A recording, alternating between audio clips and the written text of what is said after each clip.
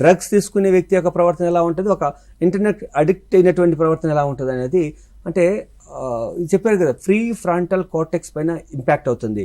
అలాగే ఈ యొక్క గేమింగ్ అంటే డోపామిన్ రివార్డ్ సెంటర్డ్ హార్మోన్ అని చెప్తున్నాడు. అంటే డోపామిన్ అనేటువంటి హార్మోన్ రిలీజ్ అవుతుంది.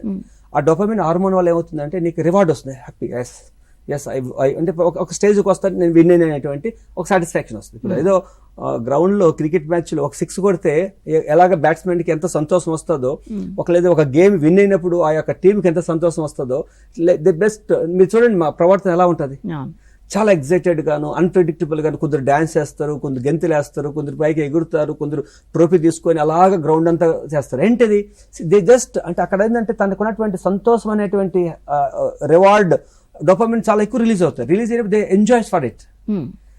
కానీ గేమింగ్ బిహేవియర్ కలిగిన వ్యక్తుల్లో కూడా every step they will have a dopamine secretions, every step of success, every step of progress, every step of excellence, ఆ రివార్డ్స్ వస్తూనే ఉంటాయి. మీకు ఒక you own 2000 points, you own 6000 points, ఇప్పుడు 6000 ప్లస్ 2000 8000 అవుతుంది.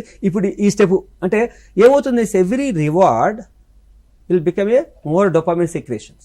అలా పదే పదే రివార్డ్ అంటే రివార్డ్ హార్మోన్ సీక్రెట్ కావడం వల్ల ఈ యొక్క ఆనందం అనేది అలాగ కంటిన్యూ కావడం వల్ల దానికి అడాప్ట్ అయిపోతాం. చూడండి, మానవ శరీరం అడాప్టివ్ సిస్టమ్. మనం ఎటువంటి వాతావరణానికి మనం లోన్ చేస్తామో ఆ వాతావరణానికి అనుగుణంగా శరీరం అడాప్ట్ అవుతుంటుంది.